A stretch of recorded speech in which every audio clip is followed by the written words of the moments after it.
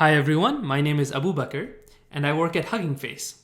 So at Hugging Face, we release a lot of libraries with the open source community. So we share the source code and we welcome contributions.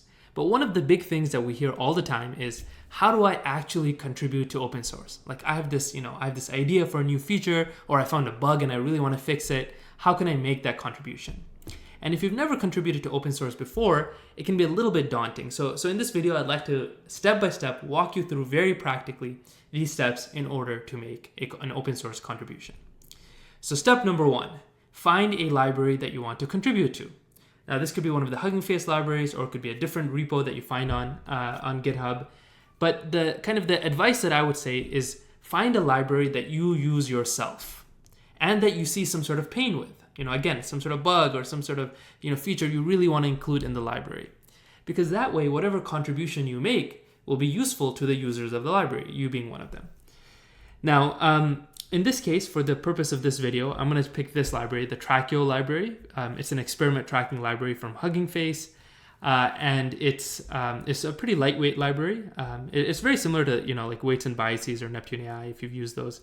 You don't actually need to know or have used this library in order to follow this video. It's just an example, but you can check out the repo if you'd like to understand more.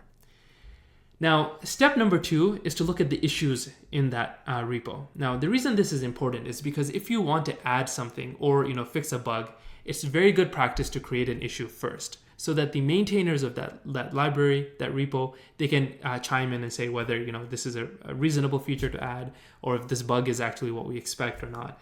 And oftentimes what you'll find is whatever bug that you found, someone has already created an issue for it, and there might have already been discussions with the collaborators or with the maintainers of that repo.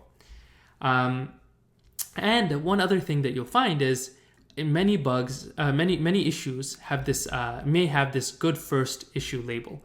And this is a great way for maintainers of the library to tag and to designate specific issues as, hey, if you're new to open source, if you're new to this library, start here. So for the purpose of this video, let's actually pick one of these issues and actually solve it. So you can see there's a few different issues here. Some of them are enhancements. There's a bug here that was created by one of the users of Trackio, actually one of the maintainers of Trackio. And what it says here is that Trackio has this UI, this kind of dashboard. And it says here that the plots on this dashboard are, sometimes they are kind of, they appear in this row. You can see 3 plots in a row here, but sometimes they tend to appear in this kind of vertical layout, this almost like as a column. And this inconsistency is bothering this user. Great, let's try to fix this. Let's pick this issue. So the third thing that you do after you found an issue that you want to work on is fork the repo. And what that means is when you go to the main page of the repo, you can click this fork button. And what this will do is this will create a copy of the code for you to work on. So you can see, this is forking the repo. It's pretty fast. It usually appears, what will happen is you'll see the code appear under your username. So Abid Labs is my username. It'll appear under your username. And now I actually have a URL for this repo and I can clone it locally. So let's go ahead and do that. So I'm gonna go to my terminal. I'll do git clone. I'll type it in, and you can see now it's cloning this repo. All of that will appear locally, and now you can see the files here. And there could be a lot of files. So how do I know where to start contributing? So the next step is actually to look at the contributing guidelines. Now this is very important, and you can actually look at this earlier. I've just picked this step because the contributing guidelines oftentimes give you an idea of how the project is organized. So you can see here project structure. It says here there's certain files here, the initpy, runpy, and this contains the user-facing Python API. All right, then there's this UI folder, and this contains the application that provides the web interface. Now this is really important because in the issue that we are looking at, it's a UI related issue. So probably the bug will be inside this UI folder. And so this narrows it down a little bit. And then there's information for the development setup. So we'll come back to this. The next step now is actually to fix this bug that we found. Now here's where AI assisting tooling can help significantly. So let me open up, I'm using Cursor here. And so I'm gonna open up the chat in Cursor. Again, this you can use Claude, ChatGPT, whatever you'd like. And I'm just gonna paste in the UI folder because I'm pretty sure that the bug is there. I can say, sometimes the metrics plots appear in a row and sometimes they appear in a column. fix this bug. Okay, and so I'll let the agent run off and do its thing, and it'll kind of do that. And so that was pretty fast. It looks like it's already done it, and it gives an explanation for it. Now, this is very interesting. It's very important if you're making a contribution to look at the actual code changes that were made, as well as read the explanation so you have an idea. Now, in this case, again, we're not going to focus too much on what the fix actually was, or we're not going to focus too much on the internal kind of code in Trackio. That's not the purpose of this. But what is kind of nice to see is that the fix is very self-contained.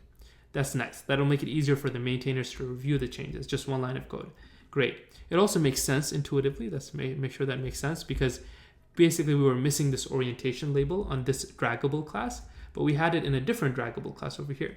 So that explains the inconsistency. Now that you've made the change, the next step is to actually test this change. So in here, you can take a look at the development setup. This oftentimes has instructions on how to set up the library locally. And sometimes you might have to modify things if it doesn't work in your environment or anything like that. Oh, let's go ahead and log in here. And then, we'll go ahead and install this. And so now I've installed Trackio, and I can do this. So now it's important to actually test and make sure the change actually fixed it. So what I'm going to do is I'm going to actually first undo this change that I did. Okay, so I'm going to undo this. And then I'm going to, and by the way, I'm not expecting you to know how to set up and launch Trackio, but you can find all this information in the README if you don't already know. But Trackio Show is just how you launch this dashboard locally. And you can see, yes, we can see the issue that the user described here. You can see some of the plots appear in this kind of row, but some of them appear in this vertical kind of format. So when I make my change, so let me go ahead and make this change again. The change was here. I'm gonna go ahead and make it again.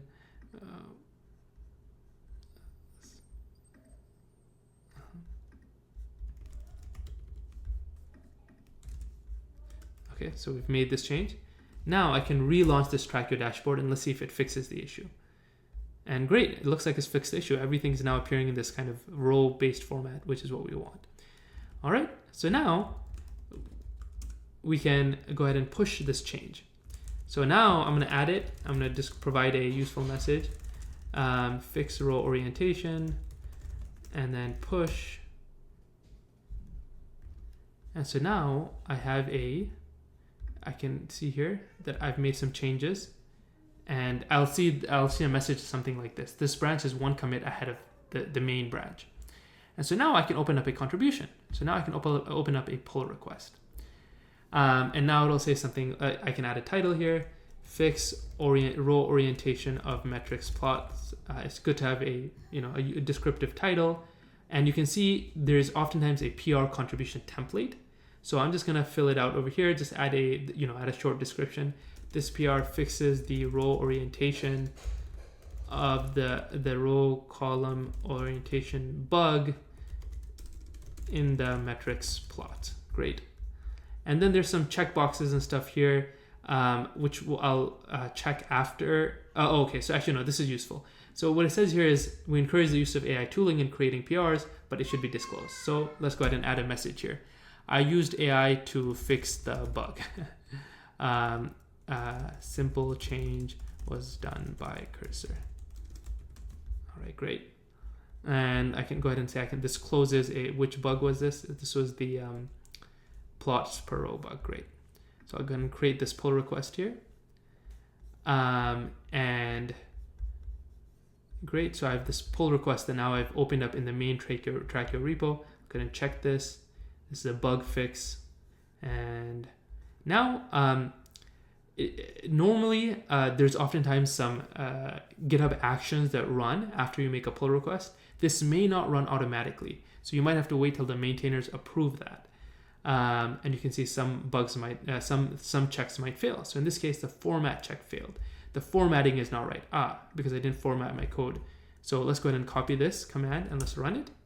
And now let's push this change again. Format. Let's push this. And let's see now in this case, the CI is going to run again. The formatting is going to run again. And then eventually, hopefully, we'll find that the CI is completely green. That means everything is ready to go. Now, that's basically it. Now you've made a contribution. One thing I will mention, it's very important, is you may have seen in the PR screen. So let me go back and go to the edit. Actually, can I still edit it? Let me go back a little bit. Oh, I don't think I can do that anymore. But there was a checkbox that opened up when, let me go back to the main repo. Yeah, so there was a checkbox that opened up that said allow the maintainers. Oh yeah, here it is. Okay, allow edits by maintainers. This is very important. Always check this because sometimes the maintainers will have small changes they want to make to your PR before they merge it in. So this just makes that process much smoother. Great, CI is running, and that's basically it. Now I have my contribution. If the maintainers approve it, then they can go ahead and merge it in, or they might have feedback for me, in which case I can edit my PR to address that feedback, and then hopefully it'll come out in the next release of the library. Thanks so much, and looking forward to your contributions.